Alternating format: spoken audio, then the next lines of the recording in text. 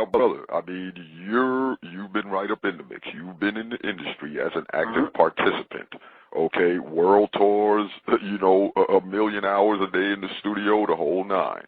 Right. Okay, so now you're talking from the inside, not someone, you know, from the outside. So, in his book, from the book Behold the Pale Horse, written by William Cooper, a former naval intelligence officer, in regards to a document concerning the American public, it states, diversion is the primary strategy. The simplest method for securing silent weapons and gaining it is to keep the public undisciplined and ignorant of basic system principles while keeping them confused. And this is what these reality shows are doing. Confused about gender, confused about political, confused about your role. You understand what I'm saying? Confused about religion, confused about politics. It says keep them confused, disorganized, and distracted with matters of no real importance. Whereas the media, MEDIA, which stands for Multi-Ethnic Destruction in America, or Maniac European Devils in Action, keeps the adult population's attention diverted from real social issues and captivated by matters of no real importance. It goes on to say, the schools are keep the young public ignorant of real mathematics, real economics, real law, and real history. Entertainment is kept below the 6th grade level. When you start hearing songs like Laffy Taffy, and these kind of songs would hit your lower chakras and vibrate that negative energy, activating your pituitary gland, releasing those hormones. Now you got grown-ass men making songs for 12 and 13-year-olds. Teach, bro. I.e. Jay-Z. You understand what I'm saying? So the public is kept busy working, and the result is no time to think. And that's exactly what they produced. And they wrote about it inside of a book called the Tavistock Institute of Human Relations, Shaping the Moral, Spiritual, Cultural, Political, and Economic Decline of the United States by John Coleman. Now, John Coleman is the gentleman that wrote the Committee 300. And the Committee 300 is that organization that decide what the trends are going to be in the black community. So when you start seeing people wearing mohawks and tight pants and wearing 2 earrings and acting like women, that was manufactured and put among us. Teach, brother. Teach, brother. You understand what I'm saying? So we have to understand that. How they did it, they said they devised a system. And the aim of the 12 atonal system that they devised jointly by British intelligence operatives from Tavistock University or Tavistock Institute in England. They put these 12 tones among us, all right, and created this thing, punk rock and this other uncontrollable music. Look up Operation Paperclip and it'll tell you all about it. But Adorno was a system of music that could program the mass music culture capable of eroding the morals of its listeners until they decline to a point where they will totally be degraded by it. And that's what's going on today. The music is bringing us down to an animalistic level, to the point where we don't even care about the art form. We just want a paycheck. Yes, sir. So now it's cool for a Jim Jones to come out talking about nah, nah, nah, nah, nah, and grown folks go for it. You understand what I'm saying? It's cool for these cats to come out with songs talking about I'm stupid, you stupid, we stupid.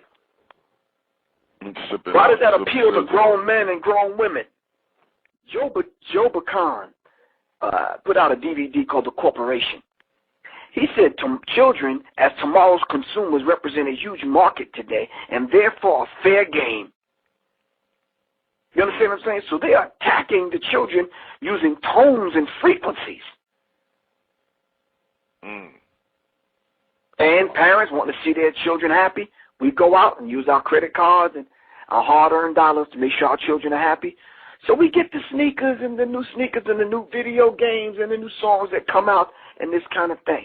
Thinking that we're making our children happy, we're feeding our children's minds and souls to the wolves. Now, I'm not particularly cool with some of these brothers' lifestyle, but nonetheless, they're my brothers. You understand what I'm saying? Yes, sir. We have to look at Damon Dash. We have to look at Suge Knight. We have to look at Irv Gotti. And we have to look at Jay Prince. These 4 gentlemen that got together and was going to put up $30 million apiece to get in and create their own distribution company to distribute black music. These people got together and said, we'll never let it happen. It'll happen over our dead bodies. All in 1 week, I'm telling you the short version of the story. All in 1 week, they raided the offices of these 4 brothers. I'm going to say them again. Damon Dash, Suge Knight, Irv Gotti, and Jay Prince out of Texas. They raided, the FBI raided their offices and confiscated their records and started piecing together cases against these brothers. And Suge Knight, you already know his story. Yeah.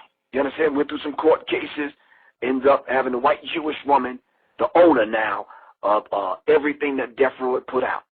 And I think she bought it for $22 million. No, $25 million. Ain't that something? 25. She owns the entire catalog. I'm going to have to get this woman's name so I can put it in my records. Irv Gotti, him and his brother, was brought up on charges, remember? Oh, yeah. Several years ago. And his thing was publicized because they raided his offices and tried to connect him to some mob ties and some drug dealing and that kind of thing. Thanks to your man, 50 Cent. We'll talk about that in a minute. And then Rap-A-Lot owner Jay Prince, who they connected to embezzling money and fraud and laundering money, this kind of thing. But Jay-Z was privy to this information, and Jay-Z was one of the ones that took it back to them. So what did they do? They bought Jay-Z off, to tell the short version of the story. And each one of these individuals had to make a blood sacrifice. So let's take a closer look at this. Who did Damon Dash sacrifice? He sacrificed his fiance. Who was he engaged to at the time? Aaliyah, who died in a plane crash. Who did Suge Knight sacrifice? Tupac. Who Irv Gotti was supposed to sacrifice, but it didn't happen? Ashanti. She broke away from the camp, and now she's doing well. But that was his blood sacrifice. Are you following me? Yes, sir. Teach.